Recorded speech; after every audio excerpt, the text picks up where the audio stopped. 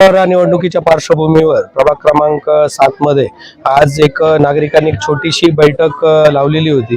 त्या संदर्भात मी त्यांच्या काय अडचणी होत्या, ही बैठक याच्यासाठी होती की त्यांच्या काय अडचणी होत्या त्यांना माझ्या बरोबर आमचे जे काही उमेदवार आहेत त्यांच्यावर चर्चा करायची होती। त्याच्यासाठी त्यांनी आम्हाला इथं आमंत्रित केलं होतं, म्हणून आम्ही इथं आलो। ही सभा आम्ही कुठल्याही पक्षाच्या वतीने लावलेली नव्हती।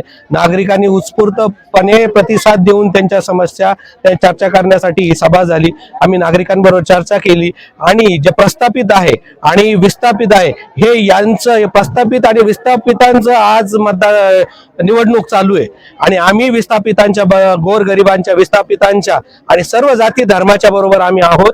आम्ही इथं विकासासाठी आम्ही इथं पॅनल लावलेला आहे।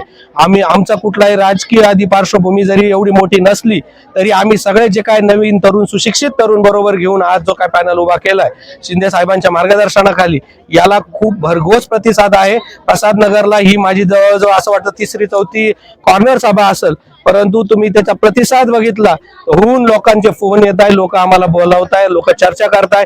आज जर पत्रकार साहेबांना मला एक सांगायचंय की उद्या तुम्ही इथं येऊन एकदा साहेब बघा किती अंधार आहे, रस्ते नाहीये, ड्रेनेज आहे, इतके वाईट अवस्थेत आज लोक आहेत। एवढं मोठं पालिकेचं बजेट असून इथं कुठल्याही सुविधा नाहीये, लोकांना घरकुलं होत नाहीये। काही कोर्टाच्या पण न्यायालयीन प्रक्रियेच्या जरी अडचणी असल्या तरी वर मुख्यमंत्री आहेत, उपमुख्यमंत्री आहेत, सत्ता असताना या समस्या सोडवायला पाहिजे होत्या। 5 वर्षात जे ते आधीच्या सत्तेत करू शकले नाही, परत तेच येऊन ते सांगत आहे हाच रस्ता करू। त्यांना लक्षात राहत नाहीये मागच्या 5 वर्षापूर्वी 7 वर्षापूर्वी येऊन पण त्यांनी हेच सांगितलं हा रस्ता करू, तेच रस्ते दाखवून तेच कामं ते सांगत आहे, कुठलाही विकास केलेला नाहीये।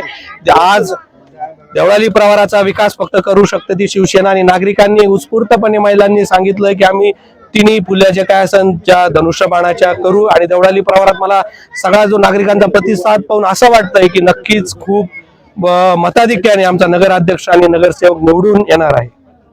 या प्रभागात सर्वात जास्त प्रश्न जो आहे तो घरकुलाचा। येथील घरकुल यामुळे या नागरिकांच्या नावावर झालेली आहे। आपला उमेदवार एक ऍडव्होकेट आहे, त्यांचा कायदेशीर ज्ञानाचा यासाठी काही वापर होईल का? हो नक्कीच, इथं जो काय कायदेशीर प्रक्रियेमध्ये इथं काही गोष्टी आहे, आम्ही जो उमेदवार दिलाय ते स्वतः ऍडव्होकेट आहेत आणि त्यांच्या जो काय शिक्षणाचा किंवा अनुभवाचा जो फायदा आहे तो इतर नागरिकांना नक्कीच होणार आहे आणि मी पण त्याचा पाठपुरावा करणार आहे आणि आम्ही शिंदे साहेबांकडे हा विषय घेऊन जाणार आहे आणि कुठल्या सरकारच्या योजनेमध्ये बसून हे घराचे जागा आहेत त्या कशा नावावर करून देता येतील, त्यांना घरकुलं कसे दिले जातील, हे सगळं आम्ही इथं प्राधान्याने या गोष्टी करणार आहे। इथं रस्ते असतील, ड्रेनेज असेल, इथं लाईट नाहीये म्हणजे आणि इथं शौचालय नाही, नगर परिषदेचे अत्यंत हलाखीत बेकट अवस्थेत लोक इथं राहत आहेत। प्राधान्याने आमची सत्ता आल्यानंतर या प्रसाद नगरकडे आम्ही पहिला वाढ जो असेल आमचं काम सुरू करण्याचा तर हा प्रसाद नगर असेल।